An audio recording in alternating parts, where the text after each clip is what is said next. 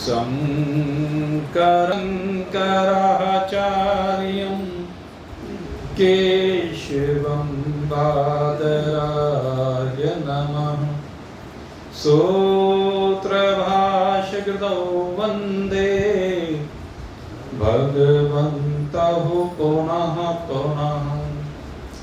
ईश्वरो गुरुराप्नेति मूर्तिभेदविभागिनि व्योमवद्व्याप्तदेहाय दक्षिणामूर्तये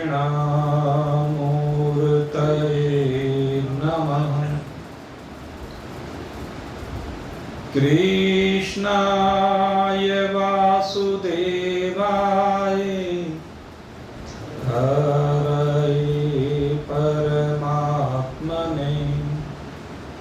प्रणतक्लेशनाशाय गोविन्दाय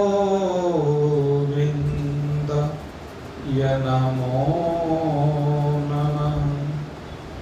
नारायणाय नमोस्तुते। श्री सद्गुरुदेवाय नमोस्तुते।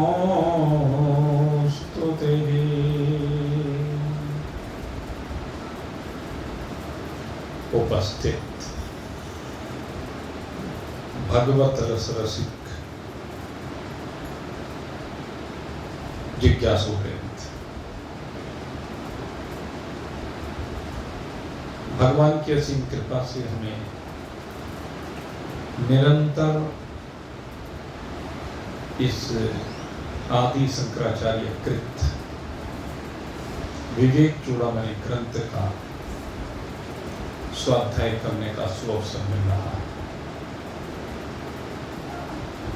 कल की चर्चा में और परसों की चर्चा में अपने स्थूल शरीर, सूक्ष्म शरीर, कारण शरीर और इसके उपरांत माया अर्थात अनात्म माया और उसके बाद की विधि का श्रवण किया। तदुपरांत आत्म तत्व का निरूपण करते हुए भगवान शंकराचार्य ने बताया उस स्वरूप को जो नित्य तत्व है, जो जागृत, स्वप्न, सुषुप्ति जो तीन अवस्थाएं होती हैं उनका साक्षी है और पंचकोश अतीत है। इन तीनों देहों से भी अतीत है, जो सबका दृष्टा है। उसकी दृष्टि से कुछ भी छिपा हुआ नहीं।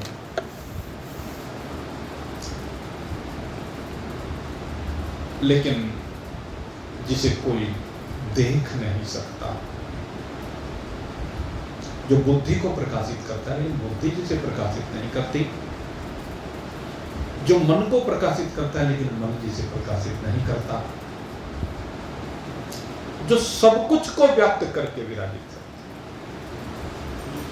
सारे विश्व जिससे आच्छादित है, कह लीजिए सारे विश्व को जिसने व्याप्त कर रखा है लेकिन जिसको कोई व्याप्त नहीं कर सकता, जो सारे जगत को भाषित करता है। कल जिसमें बताया था आपको, यस्य भाषा सर्वम इदं विभाति, जिसकी प्रकाशकता से सब कुछ प्रकाशित हो रहा है। लेकिन न तद भास्यते सूर्य शशांको न पाम, जिसे कोई भाषित नहीं कर सकता, सूर्य, चंद्रमा, अग्नि, तारागण इत्यादि, वे सभी इसी के प्रकाश से प्रकाशित हो रहे हैं और इसी की सन्निधि से, इसी की उपस्थिति से हमारी देही, हमारी इंद्रियां, हमारा मन, हमारी बुद्धि अपने अपने धर्मों में प्रेरित होती है, विभिन्न विषयों की ओर जाती है। अहंकार, तामस अहंकार जहां से लेकर के सृष्टि की संरचना होती है, और इस देह पर्यंत जो भी कुछ है जिसे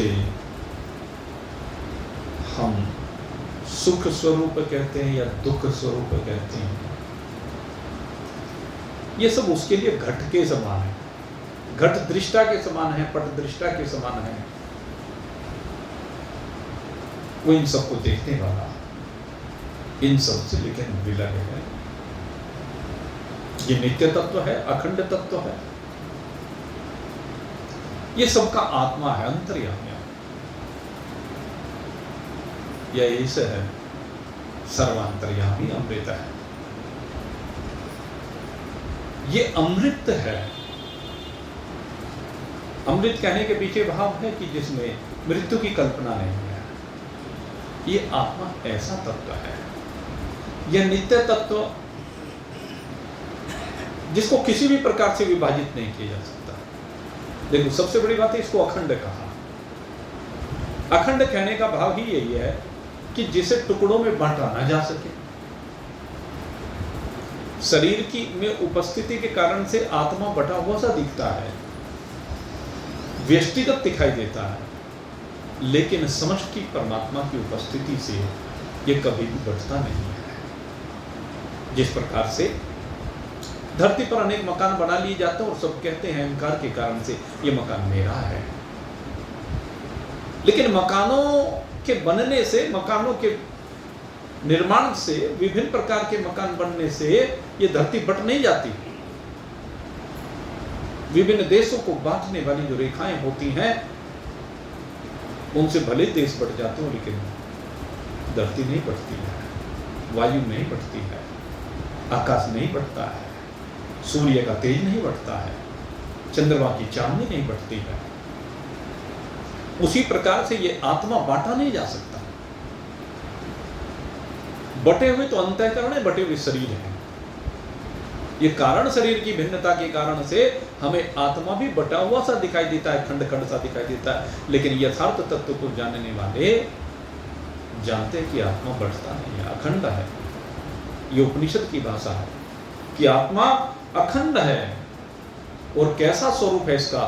कहते आनंद अनुभव स्वरूप, निरंतर निरंतरा अखंड सुखानुभूति। ये कहा गया, निरंतर अखंड सुख अनुभूति स्वरूप। आत्मा को देखा नहीं जा सकता, आत्मा का अनुभव होता। यह कह लीजिए जिससे सबका अनुभव होता है वह आत्मा है। वो आपका अंतर्यामी अमृत जिसको कहा गया, ये आत्मा ही है। सदैक रूपा, जो सदा एक रूप रहता है, इसमें कभी कोई बदलाव नहीं होता, कोई विकार नहीं होता, कभी घटता नहीं, कभी बढ़ता नहीं। और इसी की प्रेरणा से ये सब इंद्रियां, ये मन आदि, प्राण आदि सब विचरण करते हैं, अपने अपने धर्मों में लगे रहते हैं। ये जो हमारा आत्मा है, ये सत्व स्वरूप है। और कहाँ विराजित है? और ये भी जब विराजित कहते हैं तो इसके पीछे केवल एक भाव होता है, ये प्रतीकात्मक भाव है। ये नहीं कि वो वास्तव में वहां पर विराजित है। आत्मा तो कोई ऐसा स्थान है ही नहीं जहां पर आत्मा ना हो। आत्मा को नित्य तत्व कहा गया, क्योंकि आत्मा, वेदांत में जो आत्मा माना गया वो परमात्मा को ही आत्मा माना गया। परमात्मा की वह शक्ति जो सब शरीरों में व्याप्त है, उसी को आत्मा कहा गया। अन्य जहां द्वैतवादी ग्रंथ है या त्रैतवादी ग्रंथ है, वहां पर जीव को आत्मा माना गया है। जीवात्मा कह लीजिए, जीवात्मा को आत्मा कह करके वहां पर संबोधित किया जाता है, जहां द्वैत या त्रैतवाद होता है। लेकिन वेदांत अद्वैत मत का प्रतिपादन करता है, और अद्वैत मत में ब्रह्म के अतिरिक्त तो कुछ नहीं होता। जो भी कुछ भाषित हो रहा है, जीव जगत और ईश्वर, वो सब का सब एक ब्रह्म में ही भाषित हो रहा है, ब्रह्म से विलग कुछ नहीं।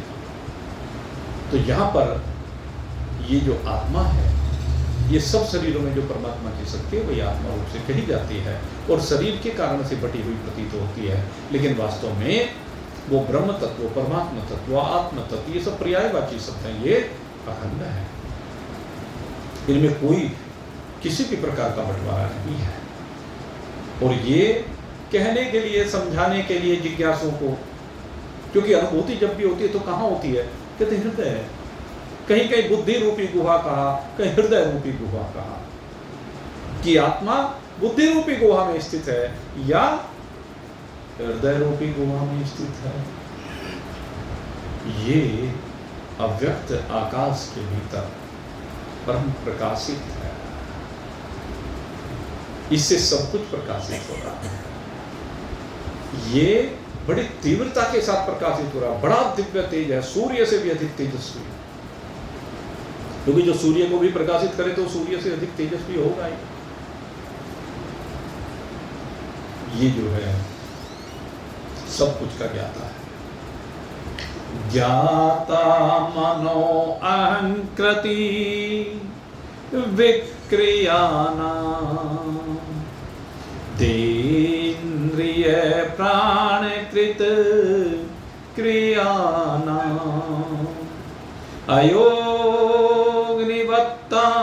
अयोग्निवत्तानु अर्धमानो न चेष्टते न विकरोति किंचन।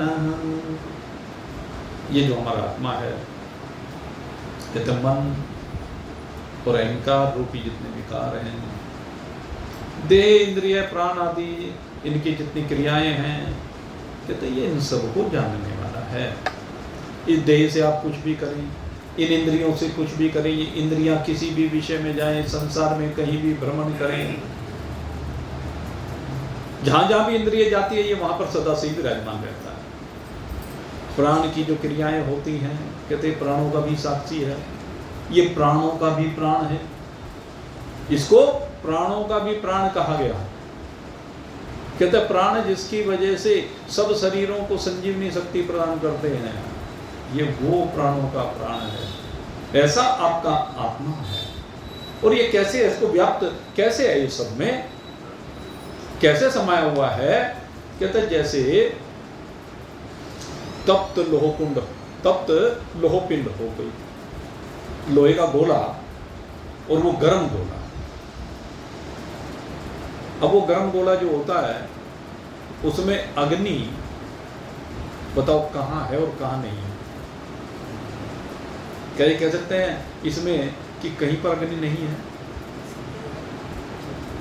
जिस प्रकार से लोहे के पिंड में अग्नि सर्वत्र व्याप्त है, उसी प्रकार से परमात्मा सर्वत्र व्याप्त है। इस सारे ब्रह्मांड में, ब्रह्मांड एक गेंद की तरह तो, एक पिंड की तरह तो है, उनमें सब में व्याप्त है परमात्मा। ऐसा परमात्मा का दिव्य स्वरूप है। और सबसे बड़ी बात है, ये कुछ भी चेष्टा नहीं करता है, किसी भी विकार को प्राप्त नहीं होता। अब आप कहेंगे कि परमात्मा को चेष्टा नहीं करता, अगर चेष्टा नहीं करता तो फिर ये सब क्या होता? यही तो विशेषता है परमात्मा की। परमात्मा निर्विकार है। अगर परमात्मा में चेष्टा हो गई तो वहीं पर विकार हो गया। जहां भी चेष्टा होती है, जहां भी स्पंदन होता है, स्फुरण होता है, वाइब्रेशन होता है, तरंगे उठती हैं, वो सारी चेष्टाएं तो है। और चेष्टा होते विकारित हो जाता है। सरोवर का जल, शांत जल, एक ढेला मारे तो तरंग उत्पन्न हो जाती है, यही तो उसमें विकार उत्पन्न करना है। लेकिन कहते हैं परमात्मा में कभी भी कोई तरंग उत्पन्न नहीं की जा सकती। परमात्मा सब कुछ का दृष्टा है, उससे विलग है, उससे असंग है। परमात्मा की विशेषता है कि वो सबसे विलग है, रहता सब में है पर विलग वह रहता, विलग सबसे रहता। ये परमात्मा की विशेषता है। ऐसे आत्मस्वरूप का वर्णन यहाँ पर भगवान शंकराचार्य ने किया। और बड़ा प्रसिद्ध श्लोक जो गीता में भी आया, उपनिषद में भी आया, यहाँ पर उसे थोड़ा सा अपने शब्दों में भगवान शंकराचार्य ने उसको थोड़ा सा एक्सटेंड करते हुए, उसमें दो बातें और मिलाते हुए आगे बढ़ाया है, उसी को हमारे सम्मुख रखा है। न जायते म्रियते वा कदाचिन्नाय भूत्वा भविता वा न भूय अजो नित्यः शाश्वतो है। वो जो गीता में आता है न हन्यते हन्यमाने शरीर, ये श्लोक आता है, तो उसी श्लोक को थोड़ा सा बदल करके, उपनिषद में तो जो का तुम ही रखा हुआ है लगभग, बाद में एक लाइन बदली है, लेकिन यहाँ उन्होंने थोड़ा सा परिवर्तन करते हुए कहा न जायते न मिरियते न वर्धते न क्षीयते नो विकारितो नित्यः विलयमानेऽपि वपुष्यमोऽस्मिनः न लीयते कुंभ इवांबरं स्वयं। ये आत्मा कैसा है? पहला भाव तो वही है, न जायते, कहते इसका जन्म ही नहीं होता है, न म्रियते, इसका मरण ही नहीं होता है। देखो ये सीधी सी बात है, जिसका जन्म होगा उसी का मरण होगा, और जो मरण होगा उसका जन्म भी फिर जरूर होगा। जब कोई बना है तब भी बिगड़ेगा। अब उसमें तो बनने की बात है ही नहीं, वो तो सदा से है, सनातन है। परमात्मा कैसा है? सनातन है। तो सनातन का फिर न जन्म है न मृत्यु है। और दूसरी बात कि उसमें कोई घटना है न बढ़ना, न वर्धते न क्षीयते। परमात्मा तत्व की विशेषता क्या है कि उसमें घटना और बढ़ना नहीं है। हमारे यहाँ घटना और बढ़ना है, वृक्ष एक बीज बोया जाता है, धीरे धीरे बीज बढ़ते बढ़ते एक विशाल वृक्ष का रूप ले लेता है, तो वृद्धि है। दूसरे हमारे अक्षय है, कितना ही भंडार भर के रख लीजिए, खर्च करना शुरू करेंगे तो घटेगा कि नहीं घटेगा? संसार में कोई भी वस्तु आप संग्रहित कर लीजिए, आप अनाज का भंडार भरते हैं, जैसे अभी पीछे अनाज की फसल हुई, टंकियों में भर देते हैं और धीरे धीरे उसे निकालते रहते हैं, और फिर एक दिन क्या होता है, कहने लगे भाई ये समाप्त हो गया। यही तो होता है। तो इसको घटना कहते हैं। घटना भी है यहाँ पर, बढ़ना भी है। समुद्र का जल रोज बढ़ता भी है, रोज घटता भी है, ज्वार और भाटा आता है। इसी प्रकार से सब चीजों में घटना और बढ़ना ये संसार में रहता है, लेकिन आत्म तत्व कभी न घटता है न बढ़ता है, सदा एक रस रहता है। घटने बढ़ने की कल्पना से बिल्कुल परे है। ऐसा हमारा आत्म तत्व है। और कहा न विको न विक्रोति ही नित्यः, न किसी विकार को प्राप्त होता है। विकार क्या होता है? विकार में दो बातें तो ये आ गई, घटने और बढ़ने वाली बात। कहते हैं ना तो इसका जन्म होता, जो सट विकार कहे जाते हैं ना, जन्म होता है, जन्म होने के बाद वो दिखाई देता है, उसके बाद वो वृद्धि को प्राप्त होता है, उसके बाद वो स्थिरता को प्राप्त होता दिखाई देता है, उसके बाद वो घटता हुआ सा प्रतीत होता है, और उसके बाद वो अक्षय होता हुआ। तो ये 6 विकार हमारे यहाँ पे हैं। ये प्रत्येक वस्तु में 6 विकार हैं, या कह लीजिए इन 6 में से कुछ विकार हैं, लेकिन परमात्मा में कहते हैं परमात्मा इन 6 विकारों से पर है।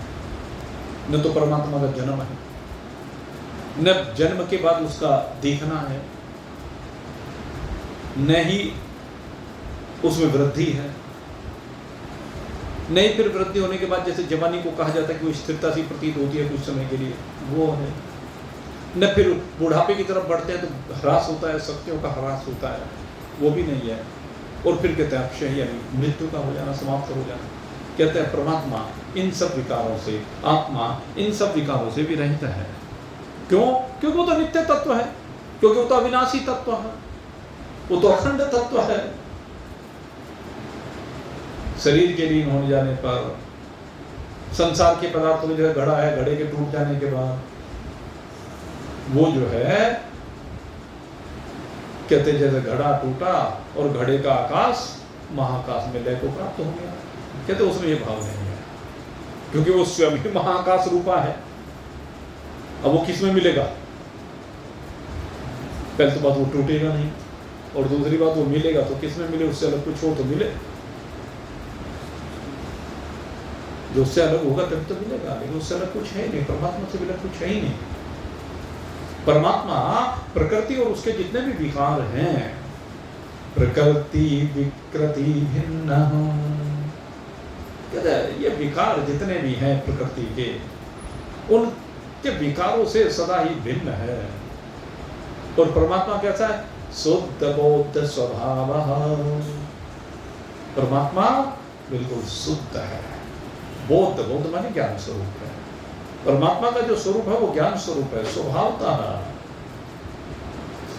सदसदीन शेषः, और सत्य और असत्य, जिसको हम सत्य कहते हैं और जिसको असत्य कहते हैं, दोनों को प्रकाशित करने वाला उन दोनों से मिला एक रस, निर्विशेष रूप से। भाष्य निर्विशेष, निर्विशेष रूप से भाषित होने वाला तत्व है। ऐसा ही परमात्मा है जो सबको प्रकाशित करता है, समस्त अवस्थाओं में उनका साक्षी बन करके स्फुरित होता हुआ रहता है। बुद्धि का साक्षी है। ऐसा ये परमात्मा तत्व, ऐसा ये आत्म तत्व।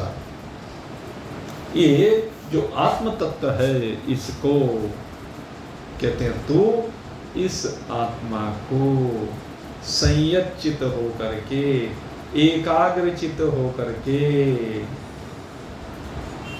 अनुभूत कर कि ये मैं हूं।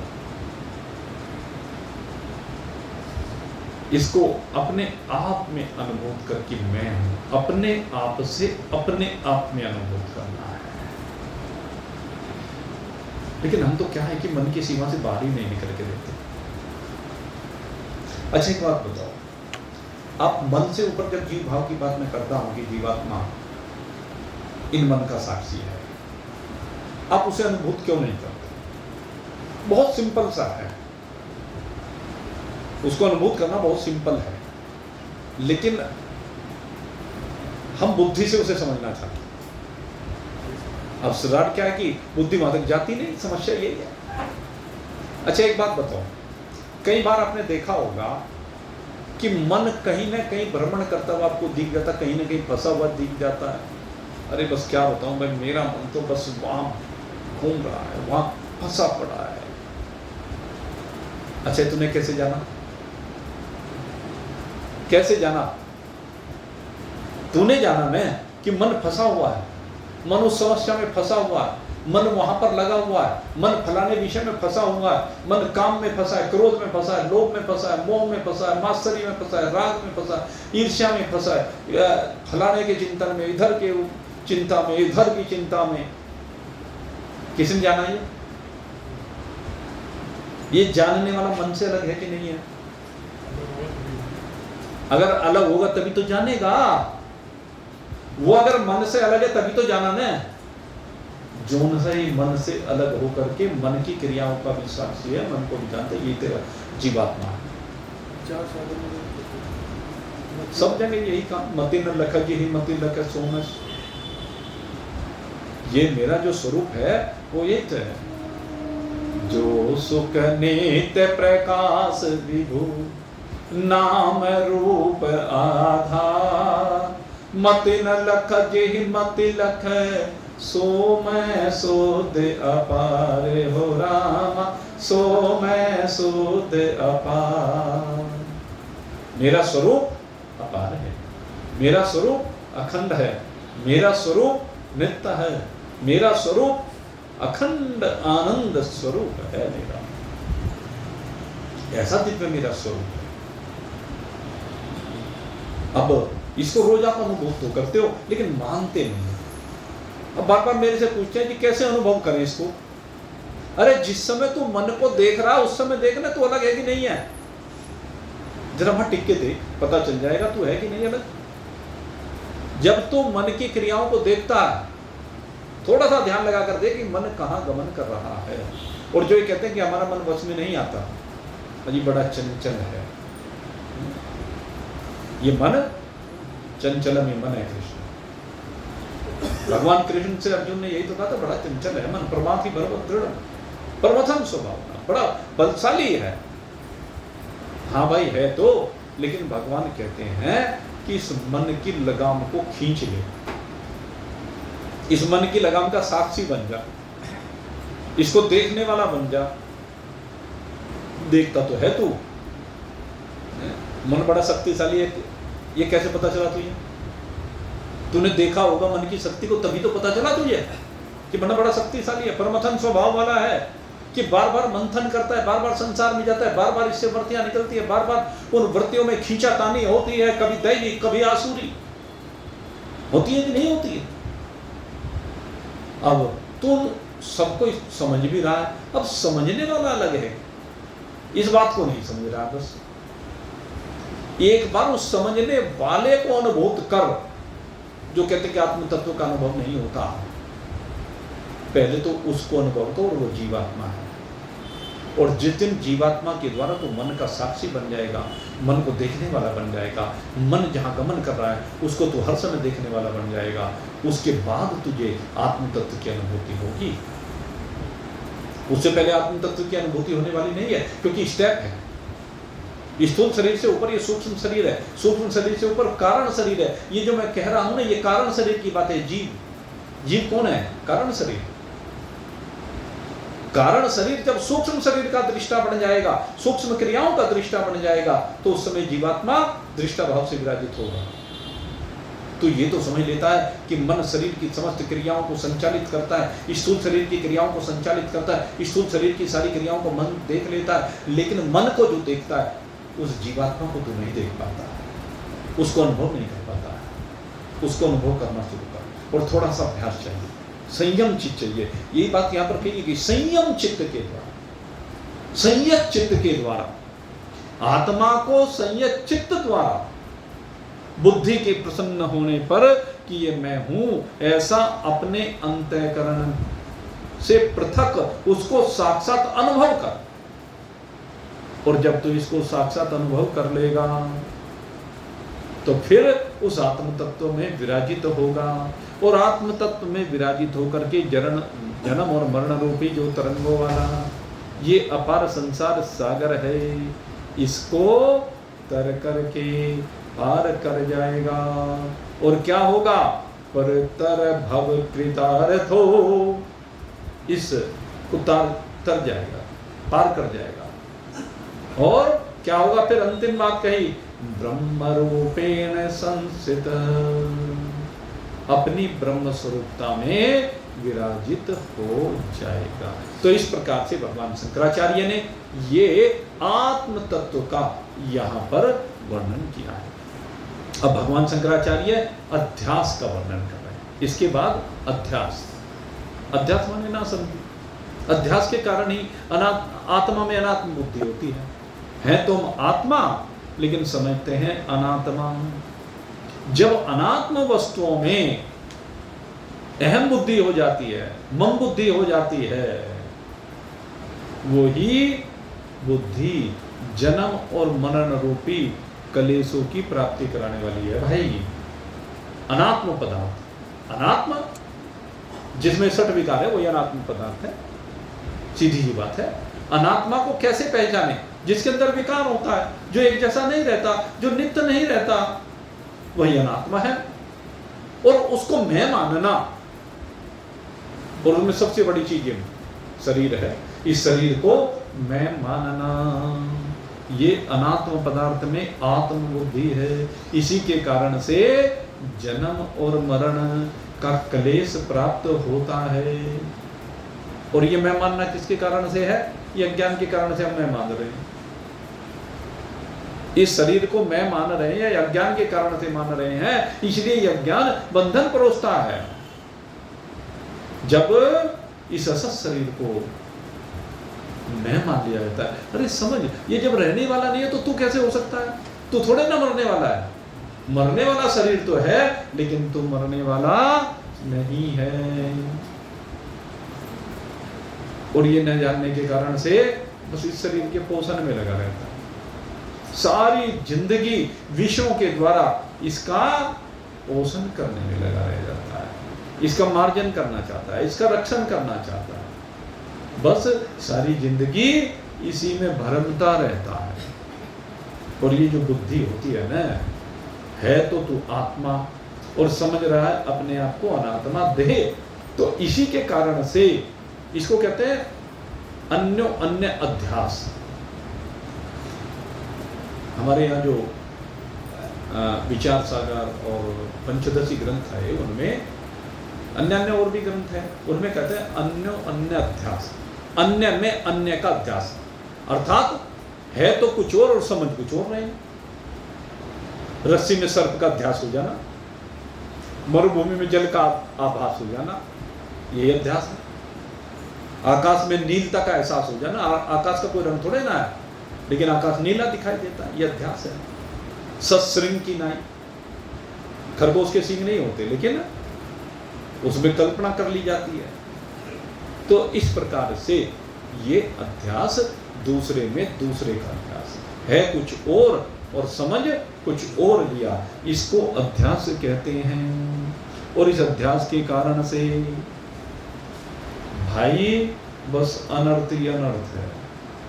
कहते जीव को अनर्थों का समूह घेर लेता है, इसलिए कहते हैं जो इस असद को ग्रहण करता है वह अध्यास से संयुक्त होकर के बंधन में बंध जाता है। इसलिए भाई बंधन में मत बंधो। ये तमोगुणी जो आवरण शक्ति है ना, आवरण शक्ति बताई थी ना पीछे, एक विक्षेप शक्ति की चर्चा की थी, एक आवरण शक्ति की चर्चा की थी। आंखों के आगे जो पर्दा पड़ जाता है, उस पर्दे के कारण ये अखंड तत्व, ये नित्य तत्व, ये अद्भुत बोध शक्ति जो है वो अखंड ऐश्वर्य संपन्न आत्म तत्व को जब ये आवरण ढक लेता है तो फिर कहते हैं जैसे सूर्य को मेघ ढक लेते हैं और उनके ढकने से सूर्य दिखाई नहीं देता है। इसी प्रकार से ये अध्यास, ये अज्ञान आत्म तत्व को ढक लेता है और ढकने पर ये समझता है कि ये देह मैं हूं। और फिर प्रचंड आंधी चलती है विक्षेप की, रजोगुण की आंधी चलती है। विक्षेप शक्ति कौन सी है? रजोगुणी है। आवरण शक्ति तमोगुणी है। ये सतुगुण और तमोगुण के प्रकरण में आपको बताया था कि रजोगुणी और तमोगुणी जो शक्ति है, ये विक्षेप नाम वाली जो प्रबल आंधी है, ये इसे कहां लेकर जाती है?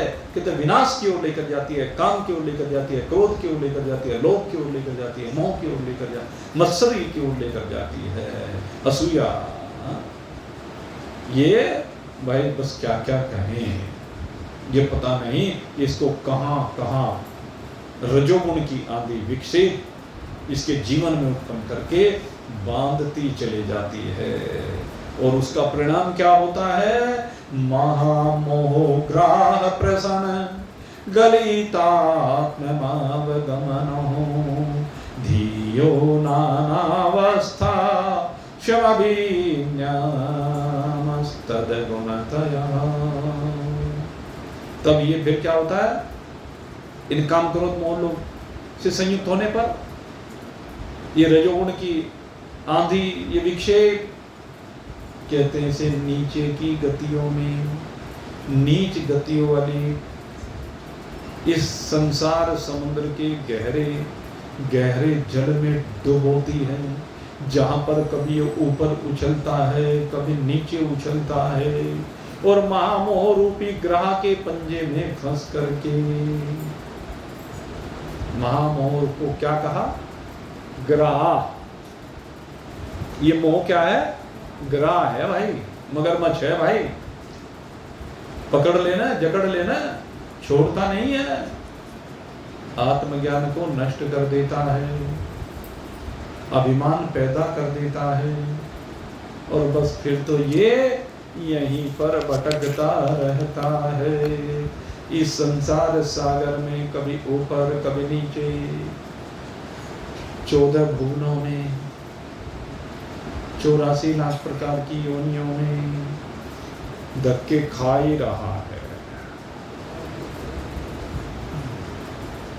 कारण अध्यास, कारण अज्ञान। सूर्य कभी ढकता नहीं है मेघों से, लेकिन प्रतीत होता है। ऐसी आत्मा कभी ढकता नहीं है, लेकिन प्रतीत होता है, और जिसको प्रतीत होता है वही धक्के खाता है भाई, उसी के लिए अध्यास है भाई, जीव के लिए। ये जो शक्ति है ना भाई, आवरण और विक्षेप शक्ति, ये तो भाई बड़ी भयंकर है। और आजकल जैसे अब 2-3 दिन चला है, 2-3 दिन रोज दुर्दिन कहे इनको कहते हैं दुर्दिन। दुर्दिन से तात्पर्य है कि जब आंधी हो, वर्षा हो, तूफान हो, सूरज दिखाई ना दे, उत्पात कहते हैं, दैविक आपदा कहते हैं, इन सब चीज़ों ये सब चलता रहा। और इसमें भाई बहुत लोग दिखाई दिए और कुछ नहीं भी दिखाई दिए। सत्संग में भी ये होता है, यही तो सत्संग भी इसीलिए कुछ लोगों का छूट गया। वैसे अधिकांश लोगों में, पुरुष लोग तो अधिकांश आए हैं इसमें। देवियां जरा घर की व्यवस्था हो जाती है, क्या करें, उनके लिए थोड़ी सी मजबूरियां भी हो जाती है, कोई बात नहीं। तो ये तो 2 दिन में ऐसा ही होता है भाई, तो अंधेरा छा जाता है, सूर्य ढक जाता है और भयंकर ठंडी ठंडी आंधी सबको खिन्न कर देती है। कहते इसी प्रकार से जैसे इन दिनों में होता है, उसी प्रकार से बुद्धि जब तमोगुण से आवृत हो जाती है, तमोगुण से ढक जाती है, तो जैसे सूर्य का प्रकाश रुक जाता है और वातावरण ठंडा हो जाता है, उसी प्रकार से तमोगुण से ढकने पर मूल पुरुष कि को जो है ये विक्षेप शक्ति नाना प्रकार के दुखों में फंसा देती है। ये आवरण शक्ति और विक्षेप शक्ति इस पुरुष को बंधन में ले लेती है, जिससे मोहित होकर के ये मत्वात्मानं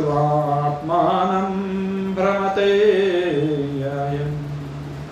ये देह को आत्मा मानकर देहम मत्वा आत्मनम, देह को ही आत्मा मान करके भ्रमति ही भ्रमण करता है इस संसार में।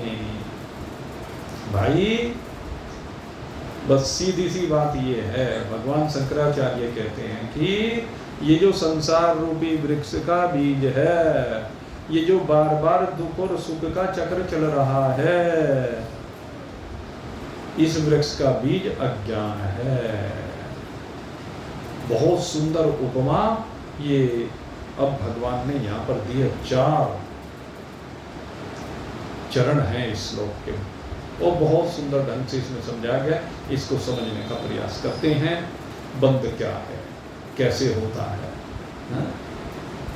बीजं संसृति भूमिजस्य तु तमो देहात्मधीर अंकुरो रागः पल्लवंबु करमतो वपुः स्कंधो स्वसाखिकः अग्राणीन्द्रिय संगतिश्च विश्यः उष्णामि दुःखं फलम् नाना कर्म समुद्भवं बहुविधं भोक्तात्र जीवः खगः। जो भगवान ने जैसे वो वृक्ष से 15वें अध्याय में गीता जी के तुलना की है ना, तो यहाँ एक श्लोक में क्या, ये 4 चरणों वाला श्लोक, इस 4 चरणों वाले श्लोक में वृक्ष से ही तुलना करते हुए सारा चक्र रख दिया है भगवान शंकराचार्य ने हमारे सामने। सबसे पहले क्या कहा भाई, ये जो संसार रूपी वृक्ष है ना, ऊर्ध्वमूलमधः शाखा स्वत्थम प्राहुरव्यमान, इसको हमने तो संसार रूपी जो वृक्ष है, इसका बीज क्या है? अज्ञान। अज्ञान से संसार रूपी बीज की, संसार रूपी वृक्ष की उत्पत्ति होती है। पहले बीज है, बीज के बाद क्या होता है? अंकुर होते हैं। कोई भी बीज बोया जाए तो पहले वो अंकुरित होगा ना। घर में चने भिगो करके रख दीजिए, 2 दिन बाद अंकुरित हो जाते हैं चने पानी में, उसमें से थोड़े से अंकुर फूटने लगते हैं, सफेद सफेद सा निकल के आता है बाहर। तो कहते हैं इसके बाद क्या है, इस संसार रूपी वृक्ष का बीज तो अज्ञान हुआ, लेकिन इसमें अंकुर क्या है? देहात्म बुद्धि। देह को ही आत्मा मानना, ये जो ऐसी बुद्धि है, ये इसका अंकुर है। और फिर क्या होता है संसार रूपी वृक्ष में? आगे कहते हैं कि ये कैसे है, कहते राग होता है। इसमें जो पत्ते हैं, वहां तो वेद के मंत्र बताए गए, छंदांसी यस्य परमान्, तो वो परमात्मा का वर्णन है, ये संसार रूपी वृक्ष का वर्णन, दोनों में अंतर ही है। वहां उसके द्वारा परमात्मा को समझाया गया, यहाँ पर इस संसार वृक्ष को समझा तो कहते राग, ये संसार में राग है, ये जो संबंधियों में राग है, दोनों में जो राग है, इसके पत्ते हैं। और कहते हैं वृक्ष कैसे सिंचित कैसे होता है? कहते कर्मों के जल से सिंचित होता है। जो हम कर्म करते हैं उसके जल से इसको सींचा जाता है। और ये जो शरीर खड़ा हुआ है, ये शरीर ही इसका तना है, मोटा सा तना, शरीर रूपी तना। और इसकी जो शाखाएं में क्या है? कहते प्राण। प्राण जो है इसकी शाखाएं हैं। और जो ये इंद्रियां हैं, ये इसकी उपशाखाएं, जो ब्रांचेज, 2-3 मोटी मोटी शाखाएं निकलती हैं और फिर उनमें से बहुत सी शाखाएं निकल जाती हैं, तो वो उप शाखाएं कही जाती हैं, कहते वो इंद्रियां हैं। और फिर क्या होता है? कहते हैं उस पर पुष्प आता है। ये पुष्प क्या है? कहते हैं जो पंच विषय, ये तो पुष्प है। और नाना प्रकार के कर्मों से उत्पन्न हुआ। फिर कर्म होते हैं अनेक प्रकार के, तो उन कर्मों से उत्पन्न हुआ दुख, इस वृक्ष का फल है। और जीव रूपी पंछी, जीव रूपी पक्षी, इसका भोक्ता है। उपनिषद में आया ना, एक वृक्ष पर 2 पक्षी बैठे हुए हैं, और वो 2 पक्षी, एक जीव है, एक ईश्वर है। जीव उस वृक्ष के फल खाता है और दुखी रहता है, कमजोर रहता है। और ईश्वर उस खाते हुए को देखता है, कभी खाता नहीं है, खिलाता है, वो सदा सुखी रहता है। यही सूत्र है। तो भाई बंधन का निरूपण इस प्रकार से किया गया है। बंधन अज्ञान के कारण, राग के कारण है, देहात्म बुद्धि के कारण है, कर्मों के कारण है, ये जो विषय का भोग है, इनके कारण है। चिपकाओ, अहमता और ममता 2 चीजें हैं, मैं और मेरापन, इसके कारण से ही ये बंधन है। ये अज्ञान जनित जो अनात्मा बंधन है, ये स्वाभाविक है, अनादि है। लेकिन और इसको कहते हैं अनंत कहा जाता है। यही जीव के जन्म मरण आदि व्याधि जरा आदि सारे दुखों का प्रवाह जीवन में उत्पन्न करने वाला है। यद्यपि इसमें अनंत शब्द जो दिया गया है वो अनंत नहीं होता, आपको बताएं। इसको वेदांत में अनादि शांत कहा गया। अनंत तो यहाँ समझाने के लिए प्रतीकात्मक रूप से है, लेकिन ये अज्ञान अनंत नहीं होता। अनादि तो है ये, लेकिन अंत वाला है। जब ज्ञान हो जाता है तो निवृत्त हो जाता है, इसलिए अनंत नहीं है। लेकिन यहाँ थोड़ा समझाने के लिए कई बार क्या है, महान पुरुष प्रतीकात्मक रूप से जब समझाते हैं, अब कैसे समझाएं और अनंत के अलावा कह करके, क्योंकि अनंत इसलिए तो पता नहीं कब से चला रहा, कब तक चलता रहेगा। जब तक ज्ञान नहीं होगा अपने स्वरूप का, आत्म तत्व में विराजमानता नहीं होगी, तब तक चलता ही रहेगा। भाई इस बात को समझाने के लिए प्रतीकात्मक रूप से अनंत इसे कहा गया है। तो इस प्रकार से ये बंधन का कारण बताया। और कहते हैं बंधन जो है केवल आत्मा और अनात्मा के विवेक से ही दूर हो सकता है। इसको दूर करने के लिए कहते हैं कैसे होगा? नास्त्रैर्न शस्त्रैर् नीलेन वहनिनः छेतुम न शक्यो न च कर्म कोटिभिः विवेक विज्ञान महासिना विनः धातु प्रसादेन सीतेन मंजुनः। कहते जो बंधन है,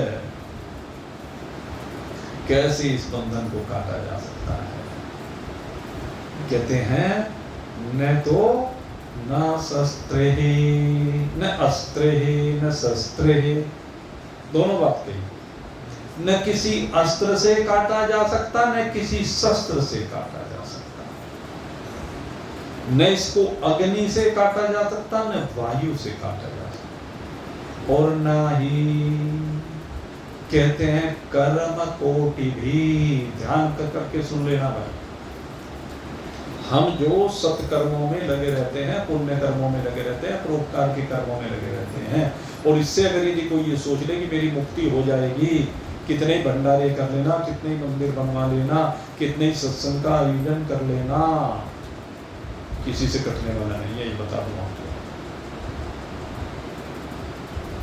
भगवान शंकराचार्य ने बिल्कुल स्पष्ट कहा इस बात में, ये इन सब चीजों से कटने वाला नहीं। लेकिन इसका मतलब ये नहीं कि हम छोड़ दें इनको, ये सब माध्यम है, ये सब रास्ते हैं, इनके द्वारा उन्नति की ओर बढ़ा जाता है, इनके माध्यम से आगे उस ओर बढ़ तो सकते हैं, लेकिन कोई ये समझे केवल इनके करने से मेरा बंधन कट जाएगा, तो इस भ्रांति में मत रहना। ये परोपकार से, ये उपासना से किसी से भी ये बंधन कटने वाला, उपासना से भी कटने वाला नहीं, आपको बता दें। कोई सोचे कि मैं अनेक प्रकार की उपासना करके, भक्ति करके इस बंधन को काट दूंगा, ना भाई।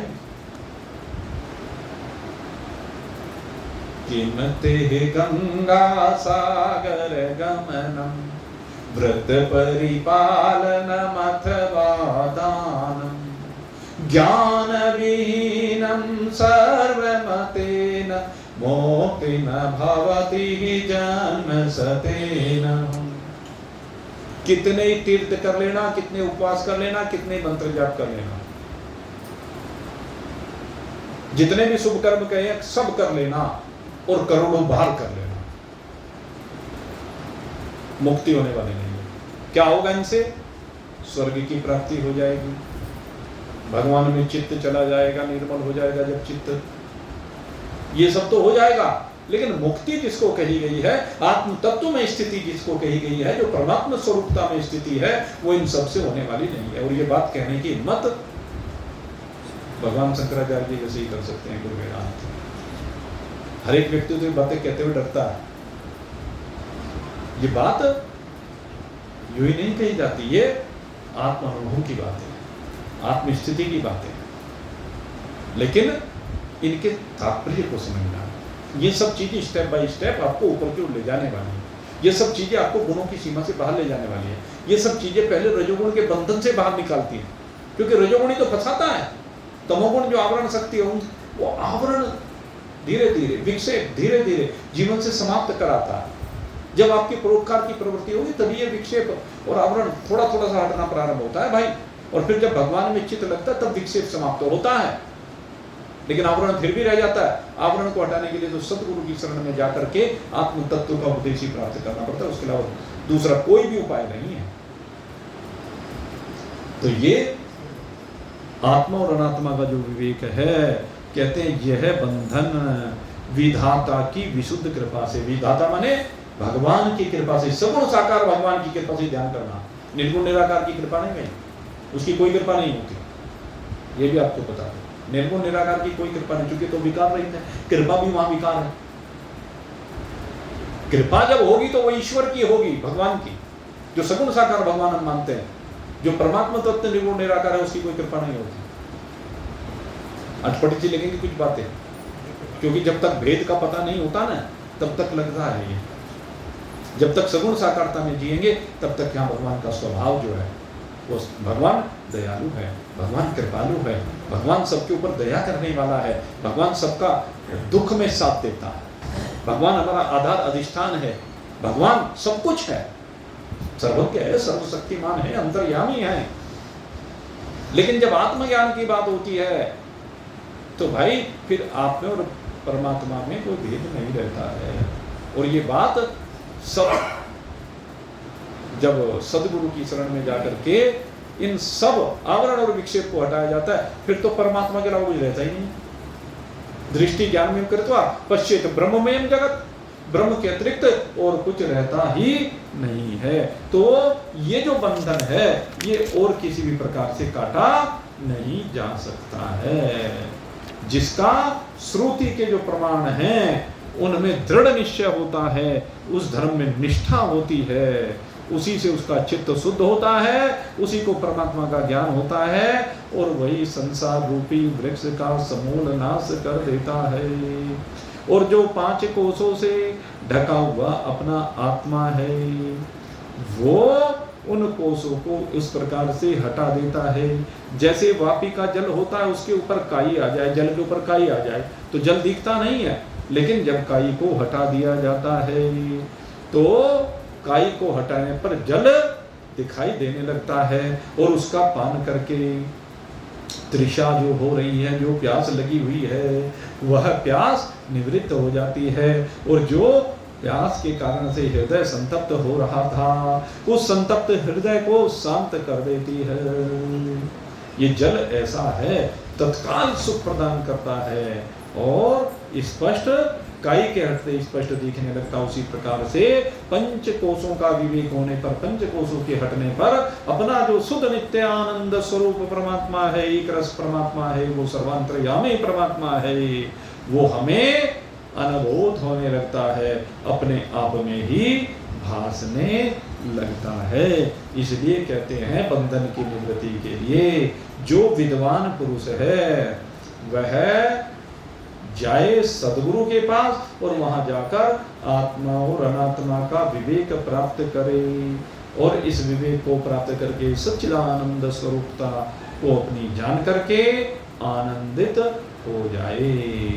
इस प्रकार से वो जो विद्वान है वो जैसे मूंज वो होती है ना, वो ये क्या नाम, ये चावल मूंज को उसको अलग कर दिया जाता है, तो उसी प्रकार मुंजे मुंजे कहते हैं ना, मूंज को सीखों को अलग अलग कर दिया जाता है। उसी प्रकार से आत्मा और अनात्मा को अलग अलग करके आत्म स्वरूप में विद्यमानता होने से ये अध्यास निवृत्त हो जाता है। तो अपने आप को हमें पंचकोश से विलग अनुभव करना है। ये जो पंचकोश हैं इन्हीं में ये जीव बंधा हुआ है। ये जो 5 कोश हैं अब इनकी चर्चा भगवान शंकराचार्य प्रारंभ करने जा रहे हैं और ये चर्चा अब आपके सन्मुख कल प्रारंभ करेंगे। भाई कल जो पंचकोश हैं उन पंचकोश के विवेक की चर्चा प्रारंभ करेंगे। आगे जैसी भगवत इच्छा होगी।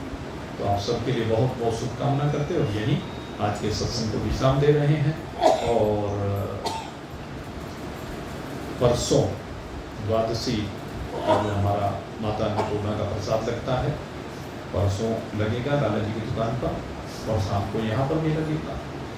और अभी तो 10 ही तारीख हुई है, 29 तारीख तक ये महीना है। 29 तारीख को व्यास पूर्णिमा, व्यास पूर्णिमा का जो उत्सव हमारा हर वर्ष होता है वो इस बार 29 जुलाई को होगा और 28 जुलाई तक विवेक चूड़ामणि ये हमारी चलती रहेगी अनवरत।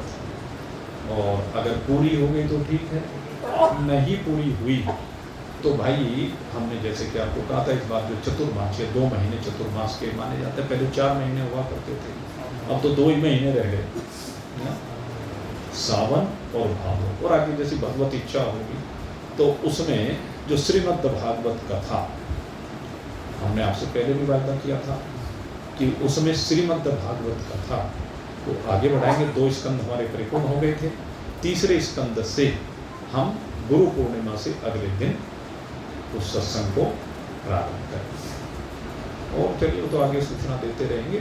तब तक के लिए भाई तो कल हम कोसों की चर्चा करेंगे और आगे जैसी भगवत इच्छा होगी। सबके लिए बहुत बहुत शुभकामना करते यहीं पर वाणी को विश्राम।